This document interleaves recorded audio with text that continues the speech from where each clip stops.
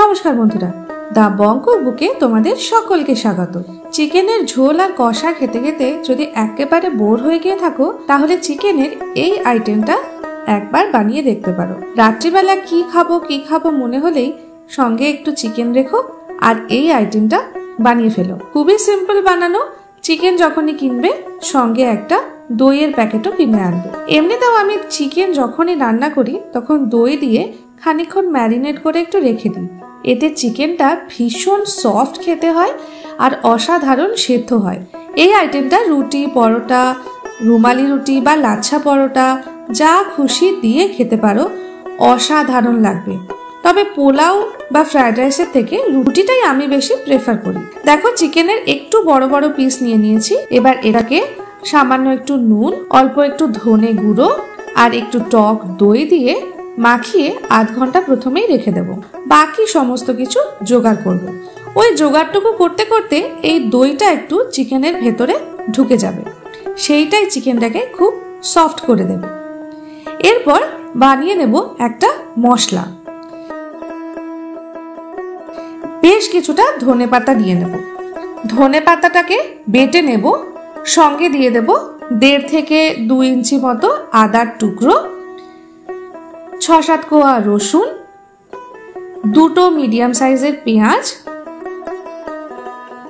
7-8টা কাঁচা লঙ্কা, ঝাল তোমরা যেরকম পছন্দ করো সেই অনুযায়ী, 7-8টা কাজু বাদাম। সবকিছু দিয়ে জল দিয়ে এর একটা পেস্ট তৈরি করে নেব। খুব পাতলা পেস্ট তৈরি করব না, আবার খুব ঘনও তৈরি করব না। এরপর 150 গ্রাম মতো টক দই নিয়ে নেব। এতে দিয়ে দেব 2 চামচ মতো ফ্রেশ ক্রিম। যদি ফ্রেশ ক্রিম ঘরে না থাকে নাও ব্যবহার করতে পারো, তবে ফ্রেশ ক্রিম দিলে খেতে অসাধারণ হয়।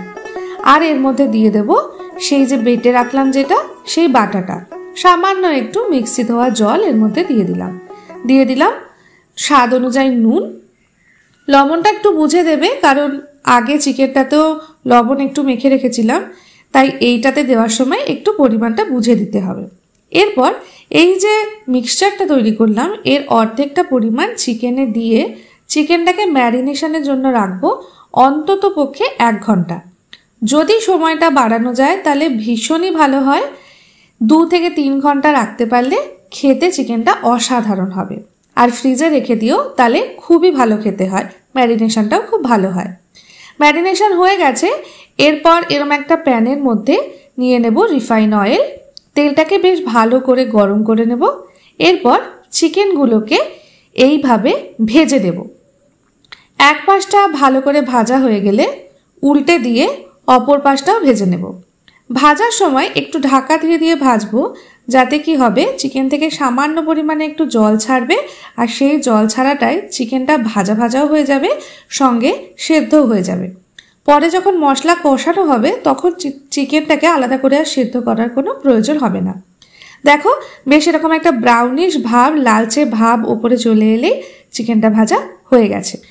এরপর কড়াইতে নিয়ে নেব অর্ধেক পরিমাণ রিফাইন অয়েল আর অর্ধেক পরিমাণ ঘি। দিয়ে দেব গোটা গরম মশলা ফোড়নে, 2টো এলাচ, 4-5টা লবঙ্গ, 2টো দারচিনি। ভালো করে ফোড়নের গন্ধ এলেই বাকি যে মিক্সচারটা রেখেছিলাম সেটা দিয়ে দেব তেলের মধ্যে। দিয়ে দেব সামান্য একটু হলুদ গুঁড়ো আর দিয়ে দেব ধনে গুঁড়ো। এই রান্নাটায় কিন্তু জিরের ব্যবহার হবে না, এই রান্নাটায় শুধুমাত্র ধনেরই ব্যবহার হবে, ধনে পাতা, ধনে গুঁড়ো। যদি তোমরা গোটা ধনে বেটে দিতে চাও সেটাও দিতে পারো, সেটাও খেতে বেশ ভালোই লাগবে।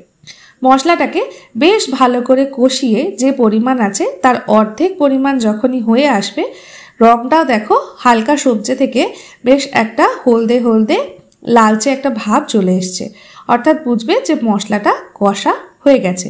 এরপর এর মধ্যে দিয়ে দেব ভাজা চিকেনগুলো। 80% সেদ্ধ হয়েই গেছে। আলাদা করে অনেক পরিমাণে জল দিয়ে এখানে কিন্তু আর কষানো বা সেদ্ধ করার দরকার নেই। মশলাটার সাথে চিকেনটা মিশে যাবে এরমভাবে প্রথমে চিকেনটাকে একটুভাবে মিশিয়ে নেব। এরপর যে বাটিটায় মিক্সচারটা রেখেছিলাম সেই বাটিটার থেকে একটু জল দিয়ে সেই বাটি ধোয়া জলটা এর মধ্যে দিয়ে দেব। খুব বেশি পরিমাণে জল দেওয়ার দরকার নেই, তোমরা যতটা পরিমাণে গ্রেভি রাখতে চাও সেই পরিমাণটা বুঝে সেই অনুযায়ী জলটা দেবে, কারণ চিকেনটা সেদ্ধ হওয়ার কিন্তু আর খুব একটা বেশি সময় লাগবে না। 80%-এর ওপর চিকেন সেদ্ধ হয়ে গেছে, আর যেহেতু দই দিয়ে ম্যারিনেশন করা ছিল চিকেন খুব জুসি এবং সফট হয়েছে। ব্যাস, এরপর ঢাকা দিয়ে একটু ফুটিয়ে নেব। ব্যাস, মোটামুটি রান্না শেষ, ফুটে এসেছে, ঝোলও হালকা টেনে এসেছে, দেখো তেল ছাড়তে শুরু করে দিয়েছে। এই অবস্থায় দিয়ে দেব 2 চামচ মতো চিনি। চিনি দেওয়াটা জরুরি, কারণ বেশ কিছুটা টক দইয়ের ব্যবহার এতে হয়েছে। ওপর থেকে দিয়ে দেব 1 চামচ মতো গরম মশলা গুঁড়ো, কেসুরি মেথি একটু ড্রাই রোস্ট করে হাতে গুঁড়ো করে এর মধ্যে দিয়ে দেব। ভালো করে চিনি, গরম মশলা আর কেসুরি মেথিটা মিশিয়ে নেব। ওপর থেকে এবার ফ্রেশ ক্রিম বা ঘরে যদি তোমরা দুধের মালাই রাখো সেই মালাইটা ওপর থেকে একটু ছড়িয়ে দেবে। দেখতেও ভালো লাগে, টেক্সচারটাও দুর্দান্ত হয়, আর খেতে তো কি বলবো, একবার বানিয়ে খেয়ে দেখো। আমাকে ধন্যবাদ জানিয়ে যেও কিন্তু কমেন্ট বক্সে এসে।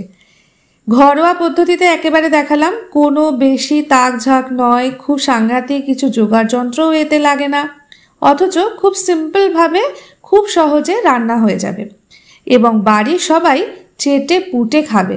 রুটি কিন্তু 3-4টে বেশি করো, প্রত্যেকেই যে পরিমাণ রুটি খায় তার থেকে 1-2 রুটি বেশিই খাবে, কম নয়। আর বাড়িতে যদি বানিয়ে নিতে পারো এরকম লাচ্ছা পরোটা আমার মতো, তাহলে তো জমেই গেল ব্যাপারটা। লাচ্ছা পরোটার রেসিপিটা চাইলে কমেন্ট করো। দেখা হবে পরের ভিডিওতে। আজকের মতো টাটা।